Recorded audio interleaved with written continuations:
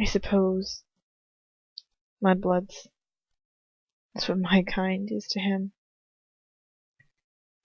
But they don't go for mudbloods. But muggles, too. Oh, God. It'll be okay. They haven't attacked you yet. And you've got Lucius with you. So I'm looking to Lucius for protection now. My thoughts turn my entire world upside down, just for a second. Eventually my mind clears, revealing a long stone wall on the side of a tall hill. There's a small opening in the wall, like a low cave, and the boat sails quietly towards it. The boat begins to rock. The arm around my waist tightens. I look over the side of the water. There's a long-fingered greenish arms reaching out to us, grabbing at the boat, moving it from side to side.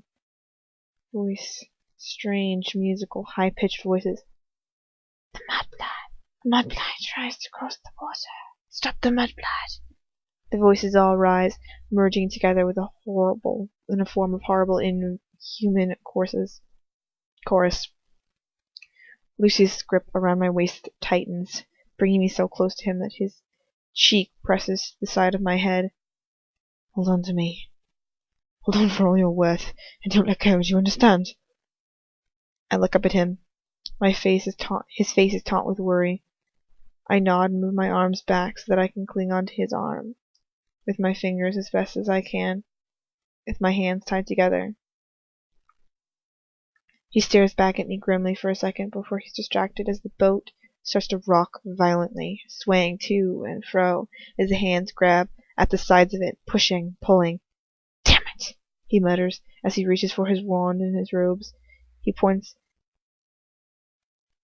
it at the end of the boat. Immobilis! The boat comes to a complete halt just at the mouth of the cave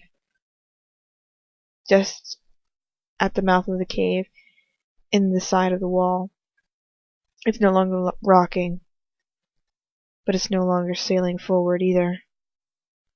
I lean forwards to look over to my side to see if those things are still there, but he holds on to me tightly. Stay still, he says, his voice rigid. Do not move unless it's necessary. Do you hear? Almost as soon as he says that, the strange hands come out of the water, up and onto the boat, which still does not rock, as it should be doing. Stupefy!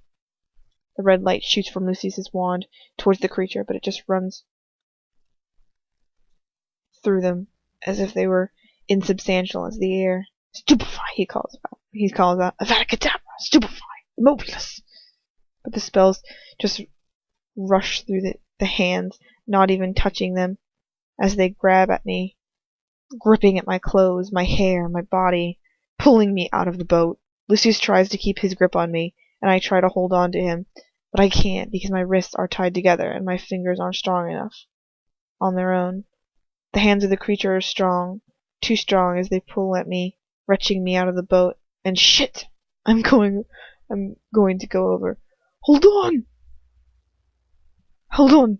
He yells, but I can't, too strong. The muggle cannot cross.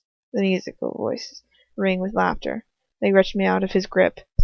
I struggle against them, holding on for all I'm worth to the boat, trying to make a grab for Lucius's arm, his robes, the boat, but I can't. I go over the edge, and oh my God, what am I going to do? I hit the water with a stinging smack. I bob like a cork before I sink down, the water closing over my head. It still presses down on me from all sides. It presses down on me from all sides, blocking out everything, sound, pain, the world. It's cool in my hot body. Oh, so perfectly cold and silent. What am I doing? I don't want to fight it. I want to stay here forever. I want to float here, to be taken to oblivion, where I can forget everything. Pain, fear, thought. The cool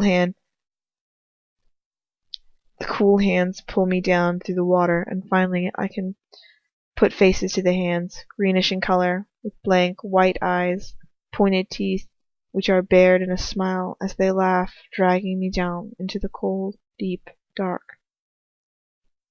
I want to go with them. I don't want to think, to feel, to know. I just want to disappear into this cold abyss. Oh yes. Take me with you. Some thick red liquid swirls around me, growing in size as it filters through the water. And almost as soon as it is done, almost as soon as it does, the creatures disperse, sinking away from me, letting me go. Their voices grow fainter as they disappear, and I am left alone, floating in the cold water, my hair and the red robes swirling around me. Air, I need. Oh, my lungs, they hurt. Can't breathe. Breath, can't see. I don't want to die. An iron band of strength clamps at my waist, and I am pulled up through the water, which swirls and presses down on me. I break through the surface, my lungs filling quickly with wonderful air, so quickly that it hurts, scraping the walls of my chest and throat. I cough up about a ton of water as I feel myself being pulled up and up. I fall into the boat, coughing up more water than I've ever drank in my life, and trying so hard to breathe as much of the night air as possible. Did he just rescue me? Why didn't you hold on? I tried.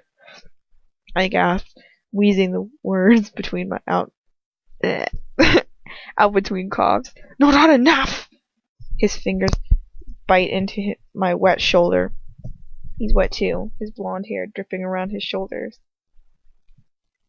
His eyes are blazing with rage. You stupid girl! He keeps his grip on my shoulders, looking so closely into my face that my vision almost goes double. Why did you do what you're told? I breathe heavily, watching the water run down his face. He breaks eye contact between us and runs his hands over his head. When he looks at me again, he's got his control back, all emotion gone. He turns to the front of the boat again. Fine cantata, he mutters, and the boat begins to sail forward into the dark cave. Where have they gone? I ask quietly. I spilt my blood into the water. He pulls his wand out of his robes and points it at his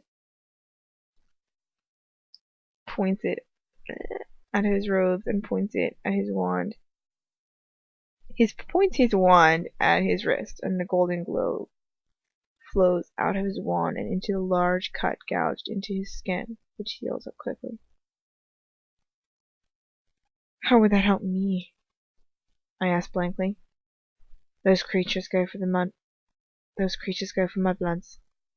he replies matter-of-factly. I thought that to spill my blood in the water would banish them. It's just as well that my impulse proved to be correct. I don't say anything. I just sit there shivering as the boat floats yet deeper into the cave. He dries himself off with his wand and frowns at me for a second before he points his wand at me, and I sigh in relief as wonderful dry warmth spreads over me. You can't have spilled that much, though, I say. There was loads of blood in the water. I cast Ingogio on it while it was on its way out of the wound, he replies before I can finish. My jaw drops slightly. I can't help it. I wouldn't have even thought about doing that. We sail on in silence through the now still water. No more of those things bother us, though occasionally I think I can still see one of their faces in the water, looming up to the surface before disappearing again. I try to keep my eyes off the lake, looking only ahead into the blackness in front of us. Eventually the ceiling of the cave opens up to reveal a huge underground cavern. The ceiling is so high I can't really make it out, and the walls are lined with blue flame torches. giving the place a cold, eerie light. And in the middle of the cave there's a huge, I would call it a house, but that wouldn't be right. It's almost like a castle. It's so elaborate and almost impossibly grand looking that it takes my breath away. I look at it like a picture from a book I had when I was a little girl. It looks like a picture from a book I had when I was a little girl. Picture of a castle of a dark fairy queen, both terrifying and beautiful. The boat lands on the bank with a gentle bump. He steps out of the boat, picking up first his belongings and then me as he does so. He carries me up to the door of the house, which he opens to reveal only darkness inside. "Welcome to your new lodgings, my pet," he murmurs, before closing the door behind us, shutting us away in the dark. Lumos. Light filters into the pitch black of the building, but I can't really make out much of what's around us. Lucius seems to know where he's going, however. He carries me through what seems to be several corridors. Eventually we go through a door into a room that I can't see properly through the darkness. Puts me down on something soft, before turning back to the doorway we entered through. Coloportas. I think I said that with a Spanish accent. I'm not Spanish, I swear. Coloportas. The door seals itself with a familiar squelching noise.